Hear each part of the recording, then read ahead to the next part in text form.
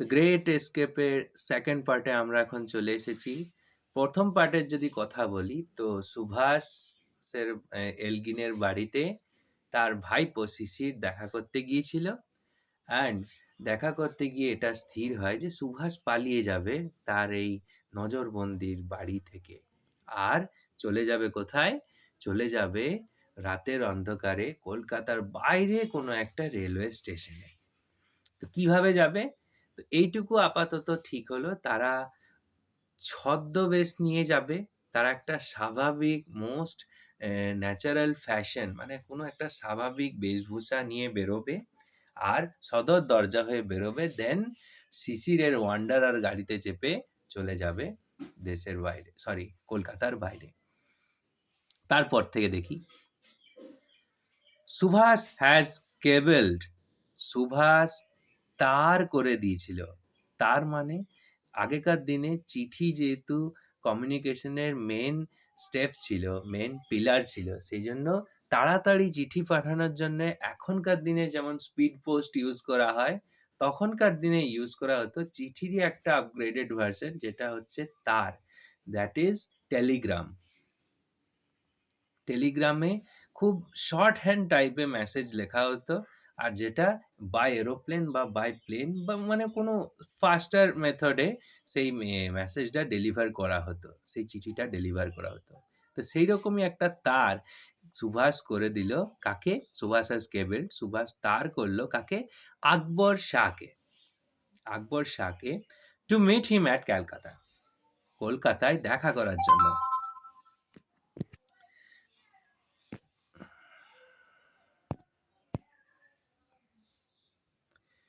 Akbar Shah was a co-worker from the freedom struggle against British Raj.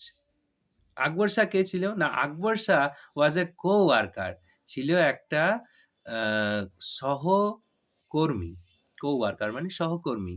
In the freedom struggle, সেই স্বাধীনতা সংগ্রামে, against British রাজ, British শাসনের বিরুদ্ধে, মানে সুভাষের মতনই একজন।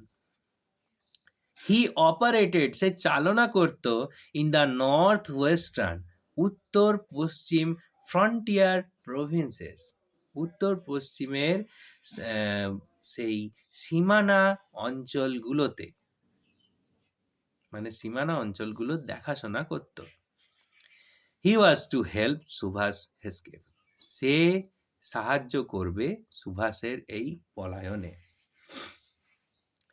আকবর শাহ কেম টু কলকাতা, আকবর শাহ কলকাতায় এলো। হি ওয়াজ ইন্ট্রোডিউস টু শিশির, তাকে পরিচিত করানো হলো শিশিরের সঙ্গে। টুগেদার, একই সঙ্গে, একসাথে, they went to a shop in central Calcutta, তারা চলে গেল একটা দোকানে মধ্য কলকাতার। হোয়ার, যেখানে, দে পারচেসড, তারা কিনলো ব্যাগি সালোয়ার্স, ঢিলে ঢালা একটা সালোয়ার, ট্রাউজার, মানে ওই পাঞ্জাবি টাইপের কাপড় আর কি। অ্যান্ড আ ব্ল্যাক ফেজ, এবং একটা কালো টুপি। ফেজ মানে টুপি। টুপি কিরকম? ওস্তাদি টুপি, not cap, not a skull cap, it's a phase, মানে ওস্তাদি টুপি আর কি, পুরো মাথা বেষ্টন করে থাকে। ফর সুভাষ ডিসগাইজ, সুভাষের ছদ্মবেশের জন্য। লেটার, পরে, শিশির অলসো পারচেস, শিশির আরও কিনলো এ সুটকেস, একটা মানে আর কি বলে ওটা, ট্রাঙ্ক, মানে ক্যারি করার জন্য। এ বেডরোল, একটা বিছানার চাদর, শার্টস, জামা কাপড়, অ্যান্ড পিলোজ, এবং বালিশ। Subhash was to carry this, সুভাষকে এইগুলো বয়ে নিয়ে যেতে হবে, উইথ হিম, তার সঙ্গে, ইন দ্য জার্নি, এই যাত্রায়। Shishir then went to a printer shop, Shishir তারপর চলে গেল একটা ছাপাখানার দোকানে। হি অর্ডার্ড, সে যেখানে বলল, সে সেখানে কিনলো এ সেট অফ, এক a set of calling cards, এক সেট মানে কার্ড ছাপালো, হুইচ রিড, যেটায় লেখা ছিল কি, মোহাম্মদ জিয়াউদ্দিন, মোহাম্মদ জিয়াউদ্দিন ট্রাভেলিং ইন্সপেক্টর, যে ছিল ভ্রমণ পরিদর্শক, দ্য এম্পায়ার অফ ইন্ডিয়া বা life insurance company limited, CO মানে কোম্পানি, এলটিডি মানে limited, the empire of India life insurance company limited মানে ইন্ডিয়ান লাইফ ইন্স্যুরেন্স কোম্পানির হয়ে। This was the false identity, এটা ছিল সেই জাল মানে কি পরিচয়পত্র, ফলস মানে ভুয়ো বা জাল, আইডেন্টিটি মানে পরিচয়পত্র, which with Subhas was to travel, যেটা নিয়ে সুভাষ ভ্রমণ করবে। অন 16th জানুয়ারি, 16ই জানুয়ারি 1941, 1941 সালে, Sisir finish his dinner early, Sisir তাড়াতাড়ি তার রাতের খাবারটা খেয়ে নিল, and drove to Elgin Road, এবং গাড়িটা চালিয়ে চলে গেল এলগিন রোডের উদ্দেশ্যে অ্যারাউন্ড 8:30 PM, রাত্রি 8:30 নাগাদ। হি পার্ক দ্য ওয়ান্ডারার, সে রাখলো তার ওয়ান্ডারার গাড়িটাকে at the back of the house, বাড়ির পেছন দরজায়। শিশির অ্যান্ড সুভাষ, শিশির এবং সুভাষ হ্যাড মেনটেন, মেনে চলেছিল, বা মেনটেন মানে হ্যাঁ মেনে চলেছিল, টোটাল সিক্রেসি, সম্পূর্ণ গোপনীয়তা, about the plan of escape, এই পলায়নের পরিকল্পনা নিয়ে। None of the family members new, তার বাড়ির কেউই জানতো না, এনিথিং, কিছুই, এক্সেপ্ট সুভাষ নিস ইলা, সুভাষের মানে ভাইজি ইলা, অ্যান্ড আ মেল কাজিন, এবং একটা মামাতো ভাই দ্বিজেন, দ্বিজেন মানে সুভাষের বাড়ির লোক কেউ জানতো না, একমাত্র ইলা আর দ্বিজেন ছাড়া।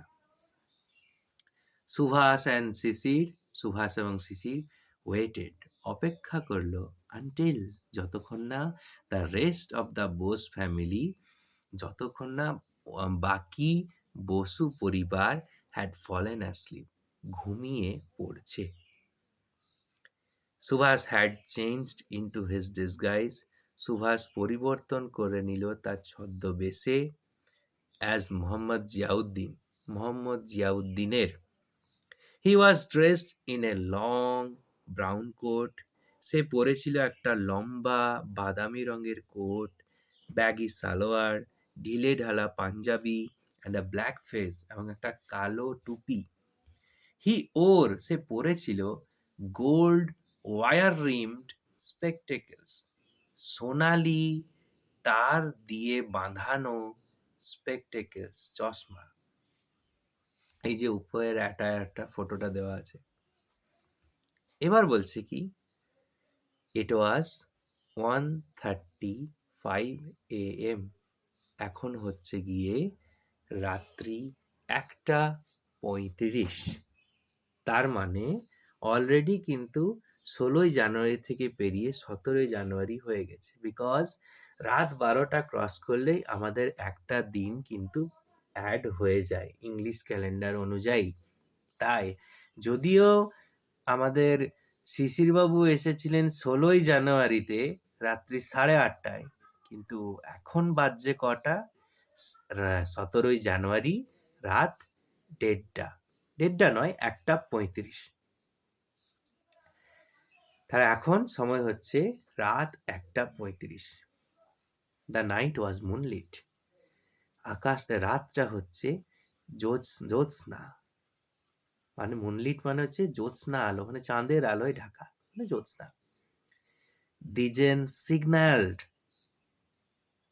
দ্বিজেন ইঙ্গিত করলো, ফ্রম অ্যান আপস্টেয়ার্স উইন্ডো, ওপরের একটা জানালা থেকে, দ্যাট, যে no policeman was nearby, কোনো পুলিশই কাছাকাছি নেই। By day, the policeman sat on a charpoy at the corner of the Elgin Road and Woodburn Road. তখনকার দিনে পুলিশগুলো বসতো একটা চারপাইতে, যেটা ছিল এলগিন রোড আর উডবার্ন রোডের কোনায়। They paced up and down the street.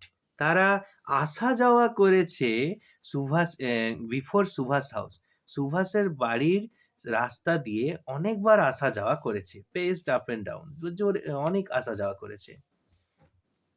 On the cool winter night of January 16, সেই ঠান্ডা জানুয়ারি 16 তারিখে, দে হ্যাড প্রিফার্ড, তারা পছন্দ করলো, দ্য কমফর্ট, সেই আরামটা, অফ দ্য ওয়ার্ম ব্ল্যাঙ্কেট, সেই গরম চাদরের, অন দ্য চারপই, সেই চারপইতে। চারপই মানে ধরে নেওয়া যায় কোনো খাট জাতীয় কিছু বা কোনো বসার জায়গা। সেই শীতকালে যেহেতু চারপাশ প্রচুর ঠান্ডা, তাই রাত্রেকালীন তারা আর কোনো ব্যাঘাতের সৃষ্টি না করে ওইখানে বসে পড়েছিল। কারণ সুভাষের বাড়ির আশেপাশে দিয়ে তারা অনেকবারই আসা যাওয়া করেছে, পেস্ট আপ অ্যান্ড ডাউন। এমনি হাঁটাচলা নয়, তারা জোরে জোরে হাঁটাচলা করেছে আর ভালোভাবে হাঁটাচলা করেছে। সেই জন্য তারা ঠিক করলো যে 16 তারিখের রাতটা তারা একটু আরাম করবে চারপইতে। ঠিক আছে, এটাই ছিল পার্ট 2। এবার আমরা পার্ট 3 দেখব যে বাকিটা কি হয়।